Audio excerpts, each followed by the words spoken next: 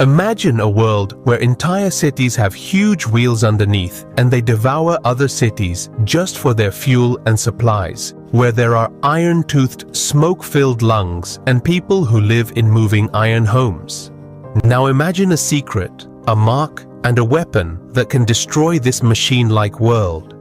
Yes, welcome to the dangerous world of the Portal Engine, where survival is a battle, power is creation, and revenge is the purpose. Stay with me because this world runs on old machines, broken hearts, and a force that never stops. The story of a destructive machine begins on a desolate, devastated Earth. Thousands of years ago, a 60-minute war, a terrifying battle that lasted just 60 minutes, had destroyed the entire world. But humans survived and rebuilt the world. However, this time, they did it in completely different ways. At the start of the movie, we see London City roaring through the desert. A mountain of iron rolling on tracks, with fire and smoke billowing from its chimneys. This city seems alive, but is actually a predator.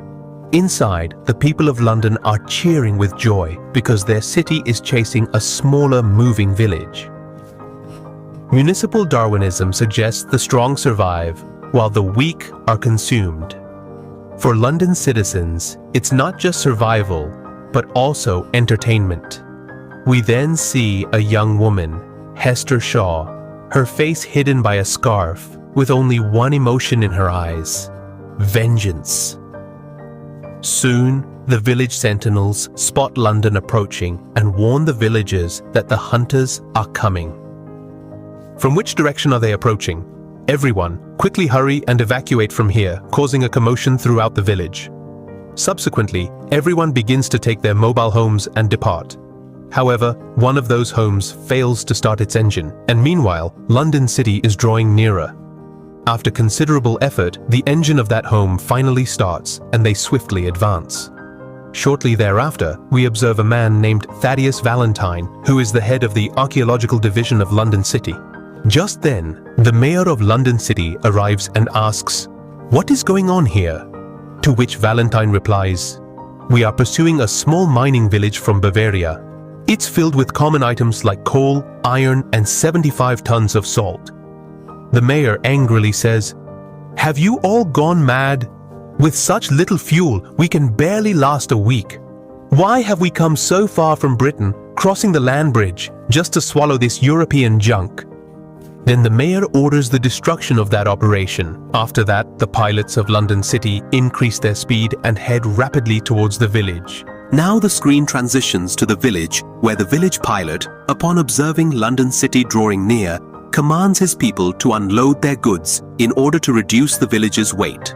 They proceed to drop the goods, thereby decreasing the weight and enabling them to advance more swiftly. Now, the screen transitions to the interior of the London Museum, where we observe a young woman named Catherine Valentine, who happens to be the daughter of ADS Valentine. Catherine is present in the museum. She had come to discuss ancient books with Pomeroy.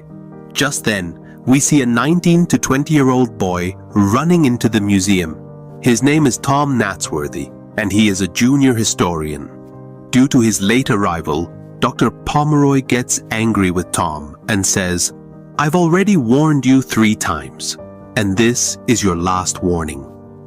Now the screen shifts to show us that London City is chasing a smaller village.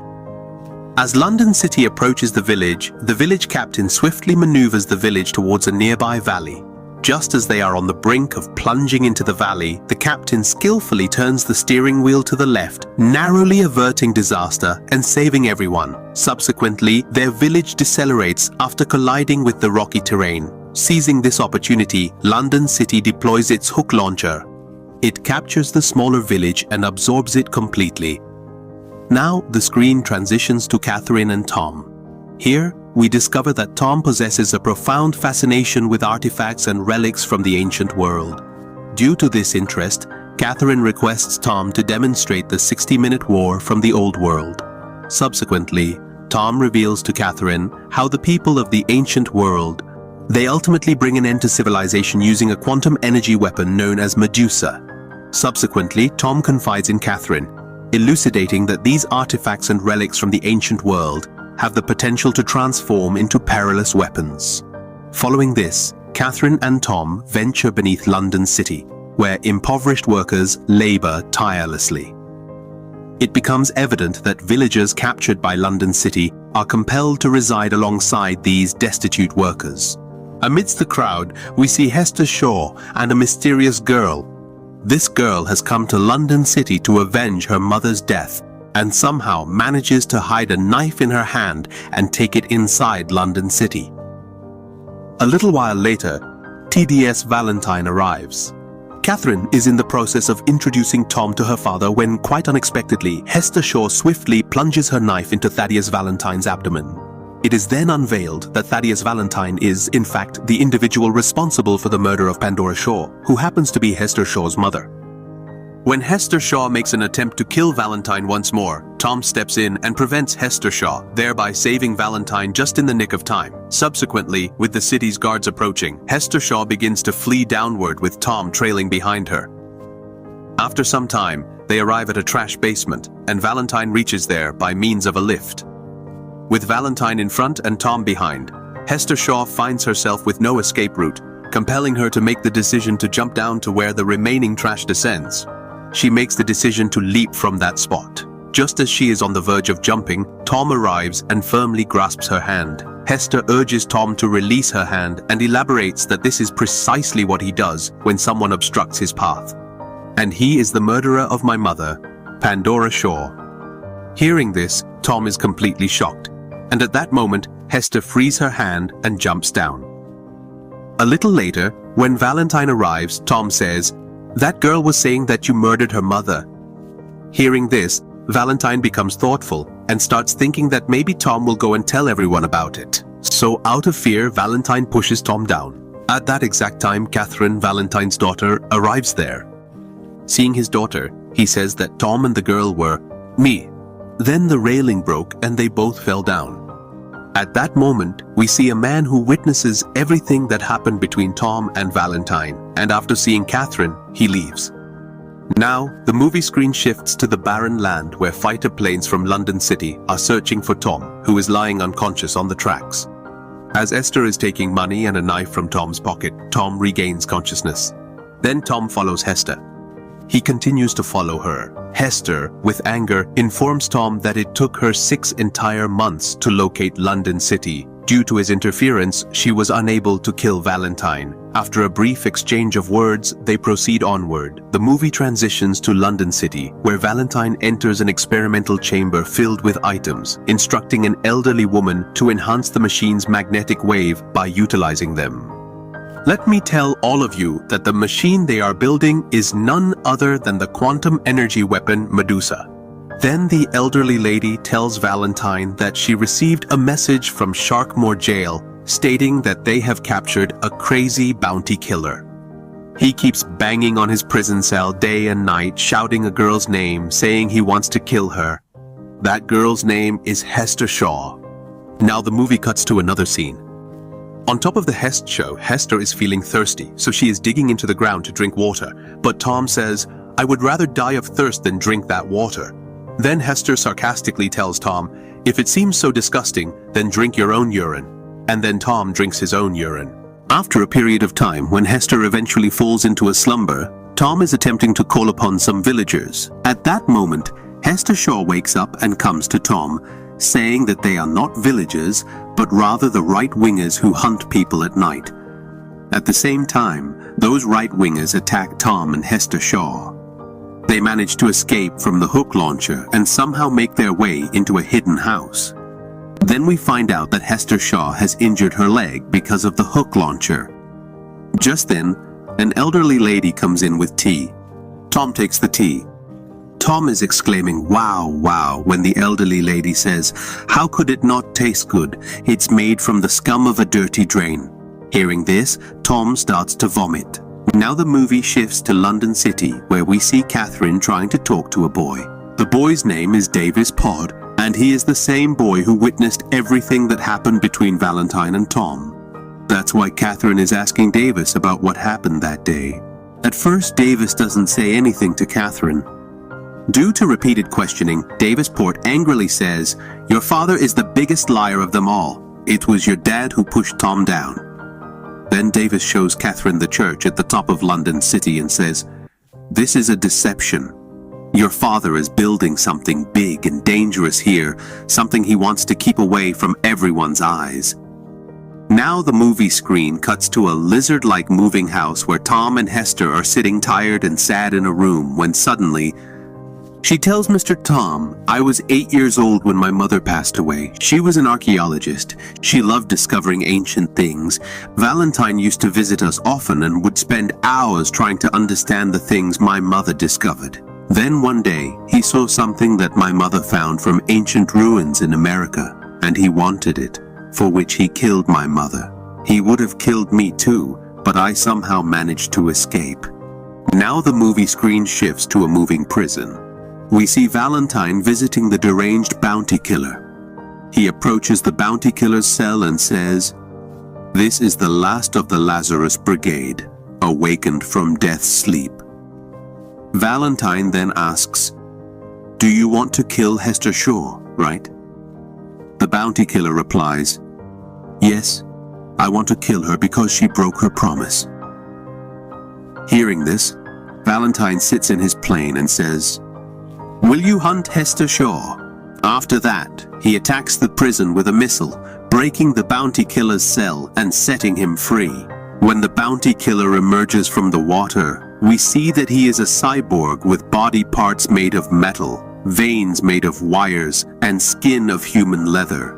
Now the screen shifts. Tom and Hester Shaw are shown, and Tom tells Hester Shaw the route has been changed and we are now heading south. Where the hunter tribes live, they plan to escape from there. But someone has locked the door from the outside. Then Tom looks for another way out and finds a door to exit from below. After that, Tom tells Hester, "You go first. I'll come after you, and yes, it might be 20 feet deep." Hearing this, Hester says, "I can't do it. My leg injury hasn't healed yet. Take this money and go north. There's a station called Rumsgate there. You will find a ride." But Tom doesn't leave Hester Shaw, and then some people come and take them to be auctioned at a place called Rust Water Market. After a while, it's Hester's turn to be auctioned. The merchant is about to sell Hester when a girl aged between 31 to 40 comes and bids 50. This girl came to rescue Hester, and her name is Anna Fang. The government has placed a bounty of 50,000 on her. Now the merchant, seeing Anna, says, "It's not 50, it's 50,000. Either 52 or I'll turn you over to the government for 50,000. Hearing this, a fight breaks out between Anna Fang and the traders. Anna fires her gun, hitting many traders. Meanwhile, Hester grabs a nearby gun and shoots Tom's shackles, freeing him. Amid the chaos, everyone starts fleeing with their moving homes. Just then, the bounty killer arrives. Seeing him, Hester says, "This isn't a bounty killer. His name is Shrike." And then Shrike approaches Hester. He starts to go towards her to kill her. Then Tom and Hester Shaw run and climb onto a large wheel of the moving houses and go up on it. But Shrike doesn't stop chasing them. He climbs up too. But just then, Anna Fang shoots a missile at Shrike from her plane. And taking advantage of this moment, Hester climbs onto the plane. But Tom can't climb, so Hester throws a rope to Tom, and as Tom is climbing up the rope, Shrike grabs the rope and starts pulling him down. He tries to catch Tom. Hester tosses a knife to Tom, who cuts the rope, and they escape. Soon after, Tom asks Hester, "Did that machine keep you alive? How's that possible? He seemed insane." Hester, emotional, replies, "Be quiet. He's not a beast. After my mom died, I was near death in that dangerous place, but he saved and raised me." She then walks away. Later, Tom approaches Hester and he apologizes for it, and then Hester Shaw says, "When my mother was murdered, I was about to die in that dangerous area, but Shrike saved me and gave me shelter and provided food to live. I was often sad, so he promised to make me like him, without any human emotions. But I ran away from there because I found out that London City had crossed the land and bridge, and this was the right opportunity for me to take revenge on Valentine for my mother." Then the movie screen cuts. It is depicted that several individuals from the engineering division make their way into Tom's clandestine chamber and remove military artifacts from the ancient world. This transpired because, during the time Tom was displaying those military artifacts to Catherine, an individual observed the entire scene and reported it to Valentine. Meanwhile, Anna Frank's aircraft touches down on a runway. Subsequently, we are introduced to a man named Captain Cora, who is a pilot of a fighter aircraft. Later that evening, they proceed to have dinner. In the middle, Anna asks Hester, did Pandora find something before she died? Something very dangerous, but Hester doesn't remember anything. Then Tom draws a symbol on a piece of paper and asks Hester if she had seen something like that. Hester then says yes. My mother found a box with a similar symbol on it. Tom then says that your mother found a control core, and that control core was for a quantum energy weapon, and its name is Medusa Butt. To shut it down, a crash drive is needed, which was lost during the 60-minute war. Now the movie screen shifts to a church in London City, where we see Valentine has revived Medusa with the help of the control core. There, Davis Bard and Catherine are secretly watching everything, but then the mayor of London City arrives and asks, "What kind of recklessness are you doing?" To which Valentine replies, "Everyone will bow to it. Whoever controls it rules the world." But the mayor asks, "Do you want to start a war?" Ignoring past lessons is foolish. Valentine replies, "There are no lessons worth learning from the past." The mayor insists, "Your tyranny won't prevail. Stop this." Valentine retorts, "You're outdated, like a dinosaur." The mayor questions, "Who do you think you are?" Valentine declares, "I am your doom," and shoots the mayor. Then, London. To break through the defensive wall of Tishanguo, they head east. Now the movie shifts to Tom and Hester. There we see a sudden power cut. Seeing this, Hester says it's a way to distract, and then Shrike is mentioned. A battle ensues between Shrike and those people. But nothing happens to Shrike because he was a cyber being, and he throws some of them under the railway track. Amidst the fight, a fire breaks out on the railway track, and they take advantage of this moment. Tom and Hester reach their plane, but just then, Shrike arrives. Tom tries to fight him, but Shrike throws him down and stands on his chest. Hester pleads with Shrike to let Tom go. Then Shrike asks, "Are you crying? Did he scare you?" Saying this, Shrike applies more pressure on Tom's chest. Then Hester says, "Stop, he didn't hurt me." Hearing this, Shrike steps back and asks, "Do you love him?" Right at that moment, Shrike's system starts to malfunction. He gives Hester an old pendant, the same pendant that Hester's mother had given her in childhood. In the end, Shrike tells Hester, "I release you from your promise." After saying this, Shrike's system shuts down. Seeing this, Hester cries a lot because Shrike was the one who raised her, like a father taking care of his daughter. This scene is very emotional in the entire movie. Then Anna arrives and takes Tom and Hester away in her plane. The movie now shifts to London City, where Valentine tells the people of the city, "My friends, the world is changing, and London must also step forward into a new era, leaving the past behind. Tonight, we will go into the ruthless territories of the rebels and rain London's wrath upon the protective wall of Shanguo and all the cities beyond it." Meanwhile, Anna and her companions reach the protective wall to stop London. They then reach Governor Quan of Shanguo, who is the head of the army. They lead the army. Anna asks the governor, "Let the army attack first. If we don't destroy Medusa, we're doomed." Tom pleads, "Please don't. It's my home, with many innocents." The governor replies, "Every life matters. Trust me, if there were another way, we'd take it." Then, the governor orders the army to attack. Shanguo soldiers advance towards London City with their fighters.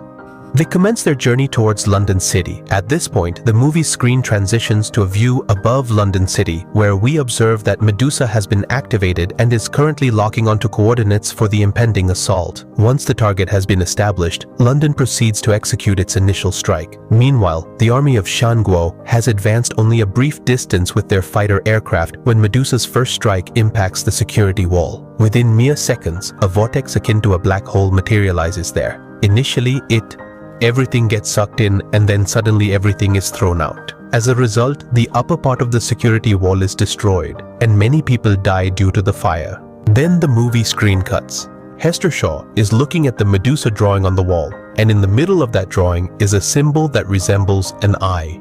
Seeing that symbol, Hester remembers that before her mother died, she gave her a pendant that looked similar. When she opens that pendant, she finds a crash drive of a quantum energy weapon.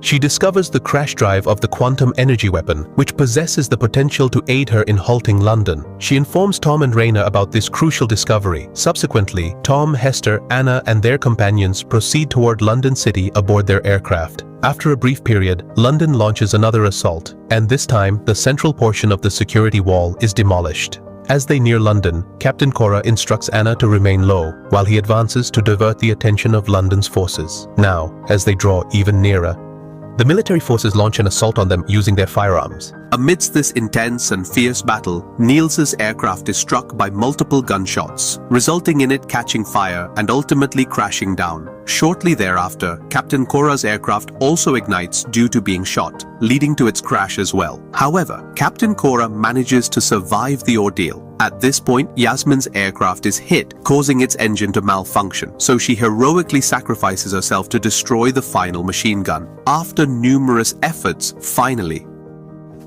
the city of London arrives. Meanwhile, due to 2 attacks, Medusa's core temperature increases, and at the same time, Hester is trying to get inside. The London soldiers are about to kill Hester when Anna arrives and kills those soldiers, and she herself goes to the church. Valentine is about to attack the security wall for the 3rd time when Anna comes and shoots Valentine with a gun, but another man steps in front of Valentine and saves him. Then, Anna and Valentine. The fight begins. Down below, Hester sneaks in and injects a crash drive into Medusa's computer core, starting to shut it down. There are 30 seconds left for the attack, then 15 seconds, and just then, up above, Valentine stabs Anna in the stomach. With only 1 second left for the attack, Hester cancels the attack process. A little later, Valentine's men enter the pilot room, kill all the pilots, and break the engine's braking system. As a result, now London City, the city starts moving towards the security wall, and at that moment, Valentine's daughter Catherine enters the pilot room and tries to apply the brakes, but the braking system is malfunctioning and the brakes don't work. Then Tom tells Catherine to open the engine door. Quickly, after Catherine opens the door, Tom rushes to the engine and shoots a missile at it, destroying it. Meanwhile, a fight is happening between Hester and Valentine, and it continues for a while. But Hester doesn't kill Valentine, and then Tom arrives. He takes the doctor onto the plane and launches a missile at Valentine's plane, causing it to crash to the ground. But Valentine survives. A little later, when morning comes, the people of London start heading towards Shanguo. Governor Kwan and the residents of Shanguo welcome the people of London to stay there, putting past events behind them. Now the movie shifts focus to Tom and Hester. Tom and Hester are now happy, and they embrace each other and fly away into the distant sky in their plane. With this, the film concludes at this point. If you enjoyed the video, give it a thumbs up and ensure you subscribe to our channel. Until that time, I will see you all in the upcoming video.